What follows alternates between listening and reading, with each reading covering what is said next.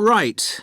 I've now almost succeeded in finalising plans for our tour, so I'll bring you up to date with what I know. As you know, we're flying first to Munich on Monday the 4th. The flight is at 11:30, so it's too early to have lunch at the airport. I suggest we meet there for coffee at 10, which should give us plenty of time for breakfast before we leave home. When we arrive in Munich, we'll be met at the airport by Klaus Bauer. Klaus works for a tour operator, and he'll look after us for the time we'll be in Germany. He's already liaised with the managers of the theatres we're going to visit, and he's also arranged for an officer of the National Theatre in Munich to show us round the theatre one afternoon during our stay. Now, last time we discussed this trip, I didn't have the precise cost for hotel rooms, but now I have. The normal rate at the hotel where we're staying is €150 a night for a double room. I'd hoped to get that down to €120, but in fact I've been able to negotiate a rate of €110. That'll be reflected in the final payment, which you'll need to make by the end of this week. On Tuesday, the day after our arrival, I had hoped we could sit in on a rehearsal at one of the theatres, but unfortunately that's proved very difficult to arrange.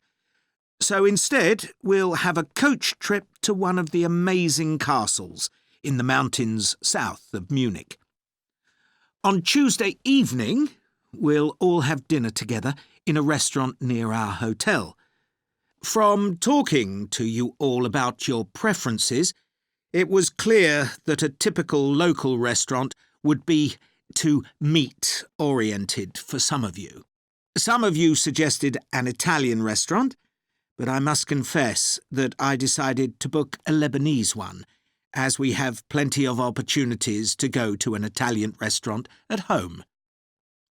On Wednesday afternoon, the director of the play we're going to see that evening will talk to us at the theatre. She'll describe the whole process of producing a play, including how she chose the actors, and, as the play we're going to see is a modern one, how she worked with the playwright. Before you hear the rest of the talk, you have some time to look at questions 16 to 20.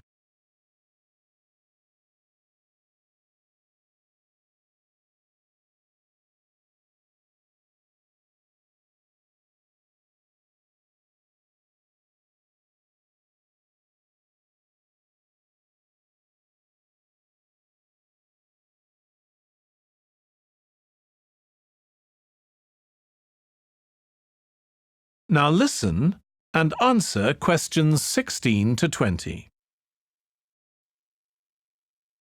Right. Now I'd just like to make a few points about the plays we're going to see, partly because it might influence your choice of clothes to take with you. The play we're seeing on Wednesday evening is a modern one, and we're going to the premiere, so it'll be quite a dressy occasion, though of course you don't have to dress formally.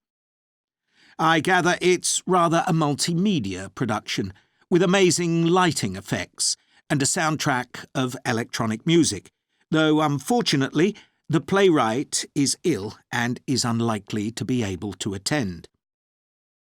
On Thursday, we're seeing a play that was first performed last year, when it was commissioned to mark 100 years since the birth in the town of a well-known scientist.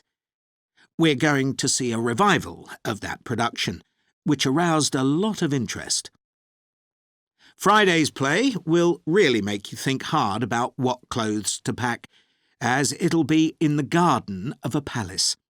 It's a beautiful setting, but I'd better warn you, there won't be much protection from the wind. On Saturday, we're going by coach to a theatre in another town, not far from Munich. This will be the opening of a drama festival, and the mayor and all the other dignitaries of the town will be attending. After the performance, the mayor is hosting a reception for all the audience, and there'll be a band playing traditional music of the region. And after having a day off on Sunday, our final play is on Monday, and it's in the stunning setting of the old town hall, which dates back to the 14th century. The performance marks the 50 years that the lead actor has been on stage, and the play is the one where he made his first professional appearance all those years ago. And the day after that, we'll be flying back home. Now, have you got any questions before I move? That is the end of section 2. You now have half a minute to check your answers.